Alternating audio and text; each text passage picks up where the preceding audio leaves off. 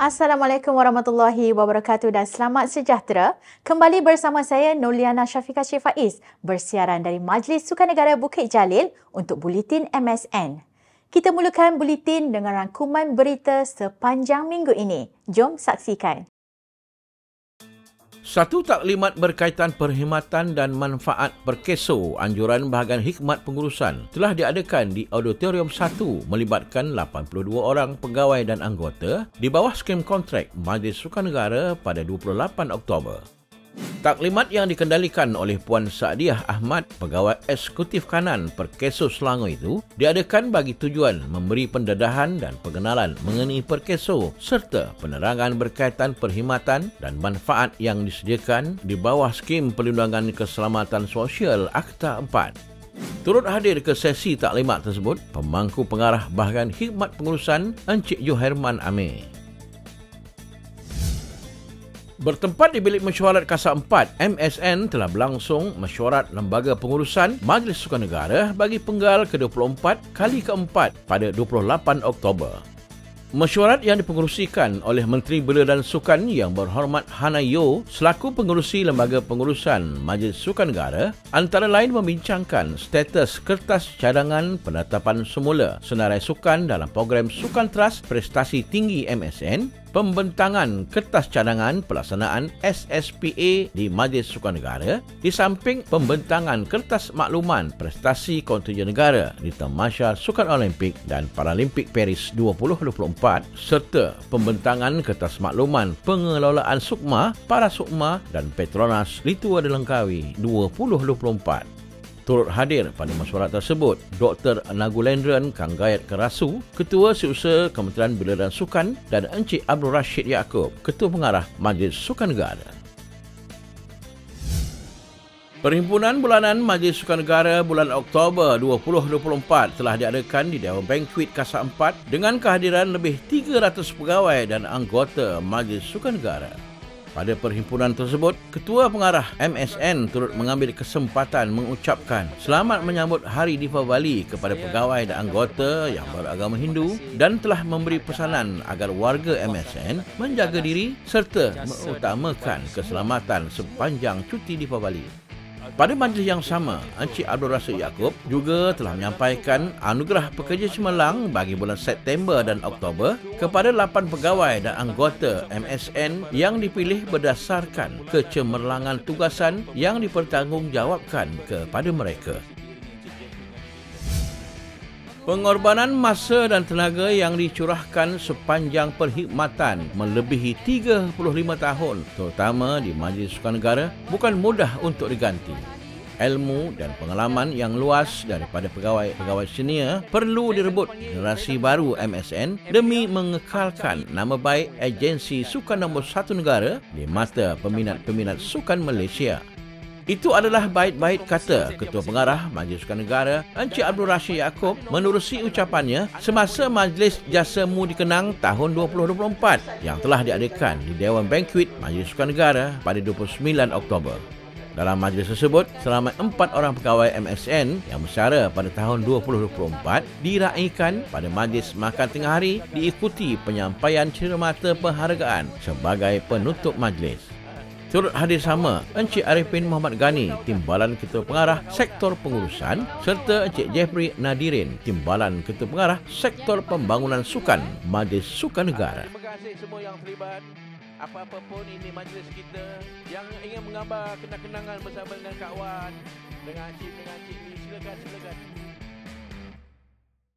Pemenang-pemenang pingat dua tamasya sukan iaitu Sukan Olimpik dan Paralimpik Paris 2024 menerima insentif kemenangan di bawah skim Hadiah Kemenangan Sukan Syakam berjumlah lebih RM3 juta susulan pencapaian cemerlang mereka. Insentif kemenangan yang disampaikan Menteri Belia dan Sukan YB Hana Yeoh dalam satu majlis gilang gemilang pada 25 Oktober lalu menyaksikan jaguh powerlifting negara Boni Buni Augustin muncul sebagai penerima terbesar. Kejayaan mempertahankan pingat emas kategori 72 kg di Sukan Paralimpik Paris 2024 menyaksikan Boni menerima ganjaran RM1 juta. Selain itu, Boni turut mendapat tambahan RM20,000 susulan pencapaian memperbaharui rekod dunia miliknya sendiri dengan angkatan baharu 232 kg yang juga merupakan rekod baru Tamasya Sukan Paralimpik. Saya rasa kali ini ianya lebih istimewa dan juga lebih bermakna. Sebab masa di Paris saya dalam kesakitan membuat angkatan. So saya rasa memang amat berbaloi bagi saya. Untuk rekod, ini kali kedua atlet kelahiran Serian Sarawak itu meraih habuan RM1 juta selepas mendapat insentif sama ketika memenangi pingat emas Sukan Paralimpik Tokyo 2020. Sementara itu, turut menerima insentif RM1 juta jaguh para badminton negara Shah Lek Hao yang turut mempertahankan pingat emas perseorangan lelaki kategori SU5 yang dimenanginya di Tokyo 2020. Tentulah sangat bangga, sangat gembira lah ya, sebab 1 juta ni saya boleh buat banyak barang dan saya pun pernah janji sudah saya akan mengeluarkan sedikit untuk buat sedekah ya. Saya pun sudah pernah cakap mungkin saya akan menolong balik atlet yang dalam keadaan susah lah sekarang. Saya akan mencari dengan yakin ya, saya akan cari beberapa atlet tu, saya akan menolong mereka. Bekas atlet yang dalam keadaan kesusahan sekarang. Yeah. Selain Boni dan Lek Hao, atlet lompat jauh T20 Dato' Abdul Latif Romli dan atlet lontar peluru F20 Muhammad Ziyad Zulkifli masing-masing menerima RM300,000 selepas menyumbang pingat perak buat Malaysia. Manakala Eddie Burnett yang mencipta kejutan memenangi pingat gangsa acara 100 meter T44 menerima RM100,000. Turut diraikan dua pemenang pingat gangsa Sukan Olimpik Paris iaitu bergu lelaki negara Aaron Shah Sohoyi dan perseorangan lelaki Li Zijia yang masing-masing menerima RM100,000. Saya rasa first of all memang thank you kepada KBS, MSN yang bagi Syakam ni satu motivation buat kita lah. Ya.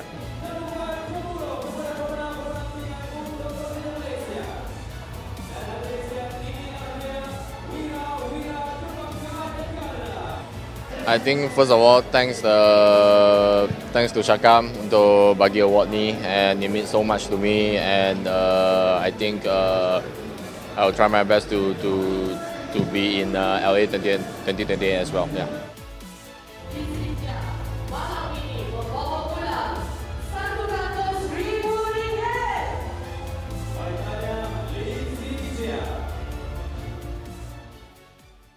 Empat 14 pasukan melibatkan 4 pasukan kebangsaan dan 10 pasukan antarabangsa bakal menghangatkan kejohanan hoki bawah 17 tahun anjuran program pembangunan hoki negara iaitu Piala Mirnawan 2024. Kejohanan edisi ketiga ini akan membuka tirai pada 3 November 2024 di Stadium Hoki Nasional Bukit Jalil. 7 pasukan yang akan bersaing dalam kategori lelaki adalah Malaysia Speedy, Malaysia Tigers, Afrika Selatan, Kanada, Austria, Korea Selatan dan Queensland. Bagi saingan wanita pula, menyaksikan penyertaan Malaysia Speedy, Malaysia Tigers, Afrika Selatan, Jepun, Austria, Korea Selatan dan Queensland. Timbalan Ketua Pengarah Pengurusan MSN Arifin Muhammad Ghani berkata, Piala Mirnawan yang merupakan satu-satunya kejohanan antarabangsa yang dianjurkan program pembangunan hoki negara adalah medan terbaik mencungkil bakat-bakat muda selain memberi peluang buat pemain mempamer skil dan kematangan dalam permainan. Dan tujuan dia satu je, untuk kita expose pemain muda kita lebih awal biar mereka merasai experience untuk bermain di peringkat antarabangsa dan juga untuk memperkasakan lagi lah skill mereka, kematangan permainan mereka. So NSDP ni amat penting dan kita dapati sejak 2 tahun lepas kita buat pun banyak benefits pada kita, dan kita pada tahun ni kita harap pasukan kita akan dapat bertanding dan dapat bermain dengan lebih baik. Dalam pada itu, Presiden Konfederasi Hoki Malaysia Datuk Seri Subhan Kamal menjelaskan program NHDP ini amat penting dalam memastikan pemain berkualiti dapat diketengahkan untuk diserapkan ke dalam pasukan kebangsaan. Program ini telah dijalankan sejak 3 tahun yang lepas dan Alhamdulillah walaupun 3 tahun kita telah berjaya melahirkan beberapa pemain untuk diserapkan kepada pasukan kebangsaan. Contohnya Azimuddin, pemain umur hanya 19 tahun bermain untuk pasukan kebangsaan 1, ya, tim Coach Sarjit. Dan juga untuk makluman, ramai 5 orang sekarang ni daripada program NHDP bermain untuk pasukan remaja yang akan bermain di Oman untuk kelayakan Piala Dunia. Kejohanan Piala Mirnawan 2024 akan berlangsung dari 3 hingga 9 November 2024 di Stadium Nasional Bukit Jalil. Laporan tadi mengakhiri buletin kali ini. Sehingga kita bertemu lagi di edisi akan datang.